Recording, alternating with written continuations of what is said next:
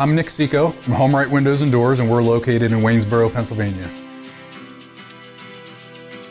So we do vinyl replacement windows, we do steel and fiberglass entry doors, we do aluminum storm doors, and we do sliding patio doors, all made by Provia. The windows are a vinyl replacement window, and it could be anything from double hungs to casements to bay and bow windows and everything in between. So when somebody calls in the office and needs an estimate, they get Roxanne on the phone typically, and she would schedule an appointment for me to come out and take some measurements, provide some literature, go through what options we have, and then I would follow up within about 24 to 48 hours with an estimate with all the details of the products as well as the installed price. I find that we're typically much more affordable than the companies that you see advertising on TV or in a lot of other places. If they're spending a lot of advertising dollars, obviously they're passing those costs on to their consumers. You could go to our website at homerightwaynesboro.com, or you could call us at 717-749-4874. Local and live, covering Franklin and Washington counties, it's Let's Talk TriState. Well, Dan Dedona here with the Local News 1 weekly report from Hagerstown to Chambersburg, Smithsburg to Fairfield, Waynesboro, Greencastle, and all the communities that make up our local area.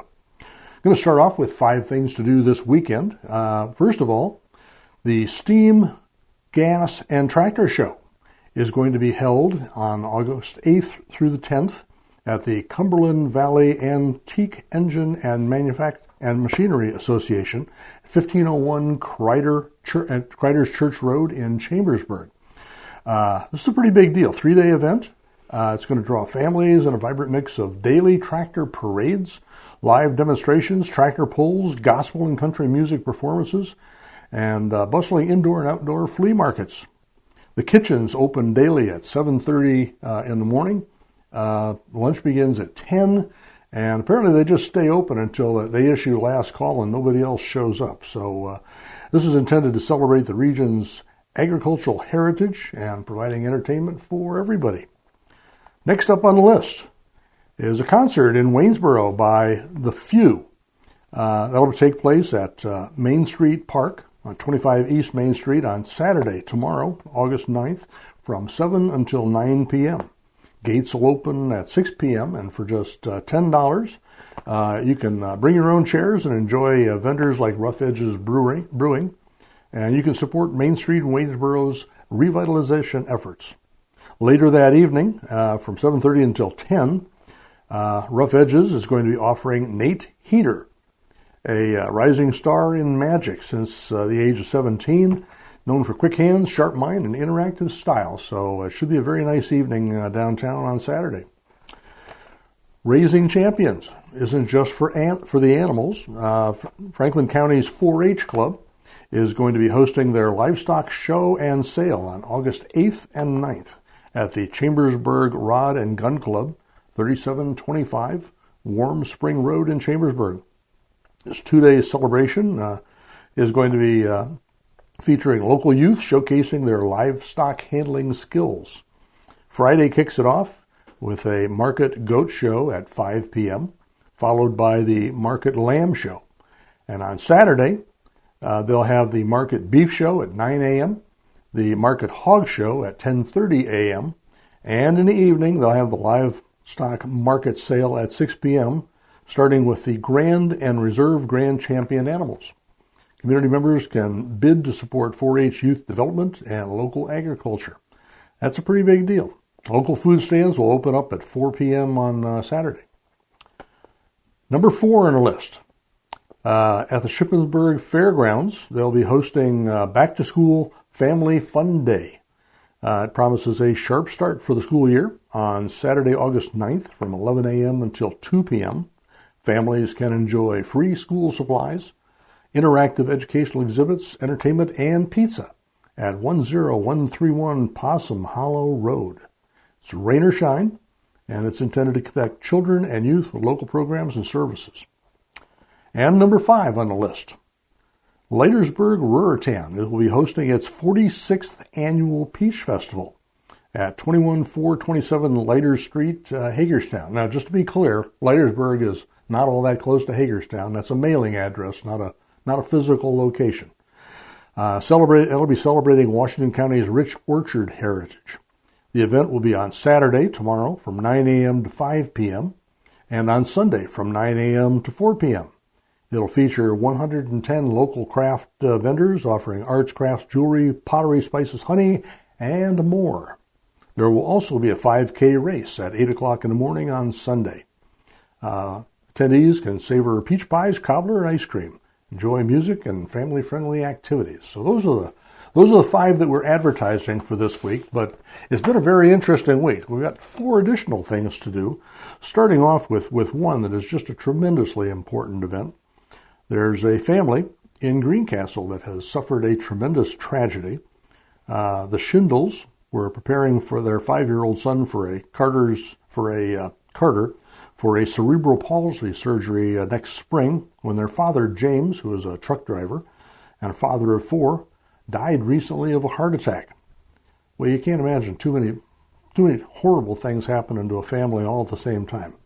So on Saturday, August 9th, at Green Grove Gardens Flea Market east of Greencastle, along Route 16, there'll be raffles, baked goods, crafts, and mini photo sessions from 7:30 a.m. to 4 p.m. The rain date is next Saturday, August 16th. There is also a GoFundMe account listed in the article, so anybody that can help, even if you can't go out there and take advantage of the bake sale or any of that stuff, these are just terrible things that happen to good people. If you can help or contribute, please give it a thought. Look at the article in localnews1.org. Next up, there will be a workshop for women titled 7 Strategies for Organizational Success, offered this evening, Friday the 8th, from 7:30 until 9 at the Washington County Chambers F&M Trust Training Room. It will be presented by Valor Excel founder Lori Riston, and it offers women an interactive leadership workshop designed to equip local professionals with the practical strategies for organizational success. Next up, in Waynesboro, Gallery 50 is hosting a new art exhibition called The World According to Art. That'll be also tonight, August 8th, from 5:30 until 8 p.m. at 530 West Main Street in downtown Waynesboro. It'll showcase new artwork by 10 artists and include free refreshments in addition to music from The Sinatra Thing and more, and musicians Mitch Morrill and David Gazordos in the adjacent Music Makers space. And finally, the final thing of our things to do this weekend, the Boonesboro's The Quad State Rockin' Flavor Fest 2025 is transforming the Washington County Agricultural Education Center into a vibrant celebration of food and music, Saturday, August 9th, from noon until 7 p.m. That'll be at 7313 Sharpsburg Pike, and the festival promises a feast for the senses with over 85 regional vendors offering seafood, barbecue, desserts, and a wide selection of beer, wine, and spirits, including Coors Light, which used to be a bigger thing east of the Mississippi, but not anymore. Still very good beer. All right, shifting into the news for this past week, the big thing coming up is back to school. We've published a list of school opening events for high schools, middle schools, and elementary schools throughout our area. Plus, there's a list of school district board meetings that will be taking place between August and December.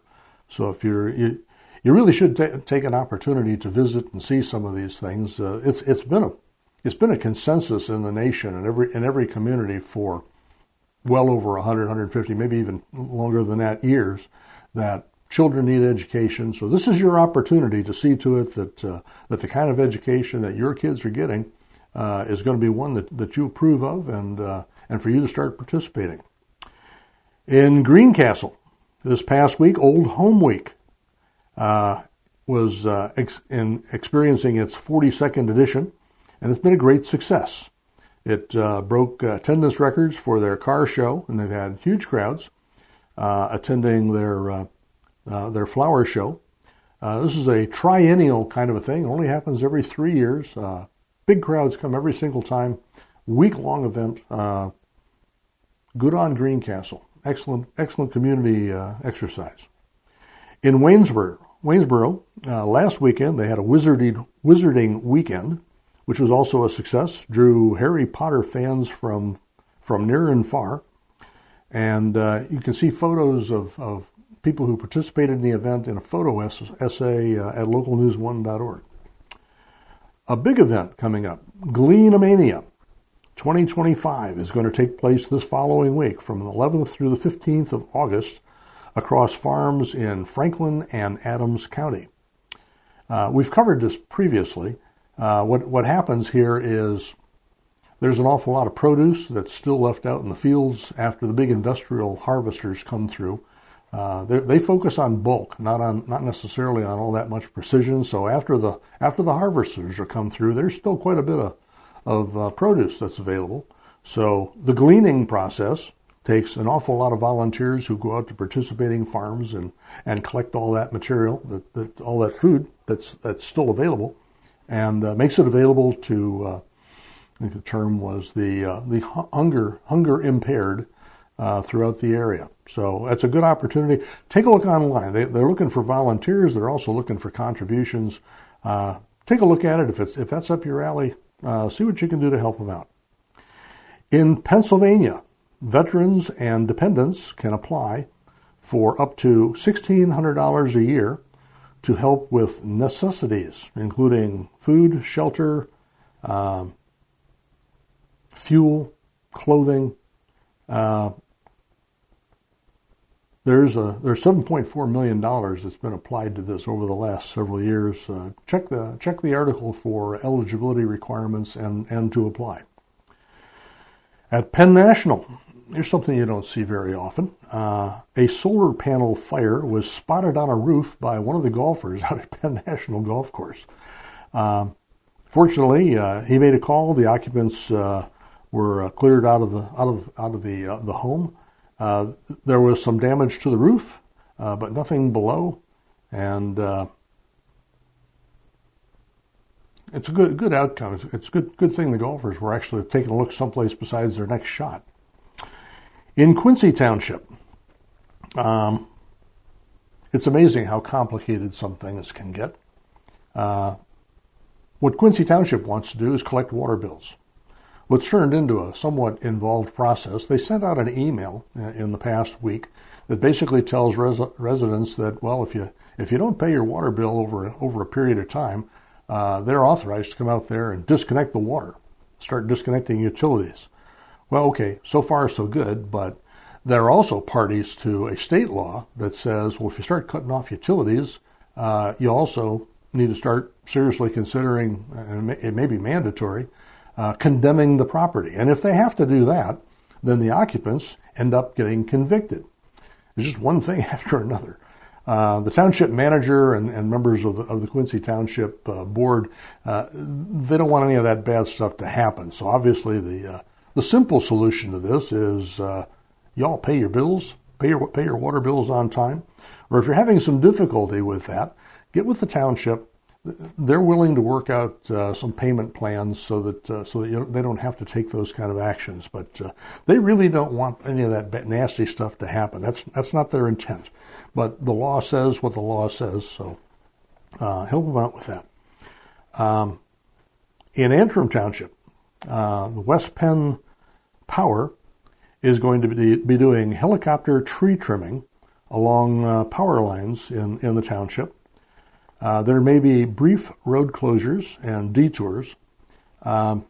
These things are fascinating. If you've never seen them, a helicopter takes off and it picks up I'm going to guess here, 20 foot to 30 foot long saw that hangs from below the helicopter, and of course it acts just like any saw, and they fly right along the tree line on either side of the power lines, lopping off any limbs that are starting to infringe upon the area. So it's a sight to be seen, but just a reminder, keep a safe distance. It's industrial equipment. It's pretty high powered, and you don't want to get too close to that sort of thing. If you want to take pictures, bring a telephoto camera. Pennsylvania game commissioners have added 10 Sundays for the 25 to 26 hunting season. Apparently, this is interesting, there was a century-old prohibition against hunting on Sundays.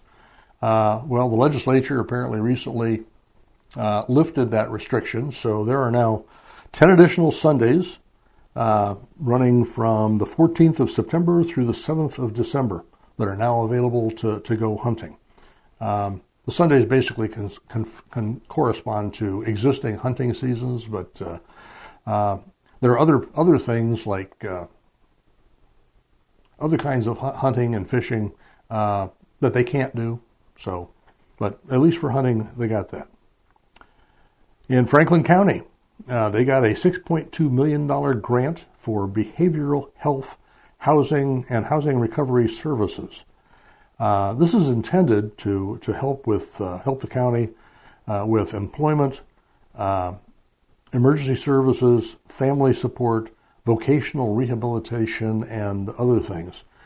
Basically, it's a reflection of their commitment to try to get successful outcomes where people are running into various kinds of problems. So a lot of money on the line there.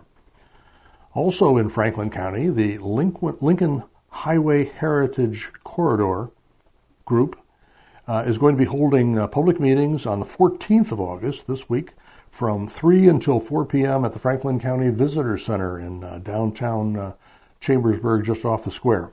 Their purpose is to gather inputs from the public as they start considering updating their master plan. In Waynesboro, the Pennsylvania's Auditor General, Tim DeFore, is going to be at the Waynesboro Chamber of Commerce on from 9 until 12 this Thursday, or this Friday at the chamber in the conference room. This is part of Representative Chad Reichard's Hanging with Chad series, except in this case he's bringing in the auditor who is responsible for the use of taxpayer funds that are distributed to either the public or even governmental organizations. Should be an interesting time. He'll be available for a couple hours to answer questions. In police news, National Night Out last week was a really big deal in many communities. This is a focus point and an opportunity for police, fire, and EMS people and their equipment to reach out and let the community see what they've got and what they do and how they do it and how they serve the community.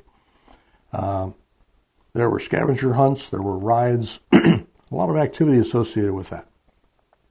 In Washington County, the sheriff arrested an Arkansas man on child pornography charges. A gentleman by the name of Casey Simpson of Lincoln, Arkansas, interestingly enough, was charged on 10 counts. Under People News, the Franklin County Commissioners named Tammy Zook as their Employee of the Month. And at Chambersburg Hospital, one of their volunteers, Arlene Spiker, managed to hit a threshold of 17,000 hours of volunteer work that she has contributed at the hospital. She apparently just loves her work, and she loves to take some of the load off the professional staff by helping to direct people who, like me, wander in without any vague idea of exactly where I'm going inside the hospital and give you good directions to get you where you're going and answer other questions. So good on you, Mrs. Spiker.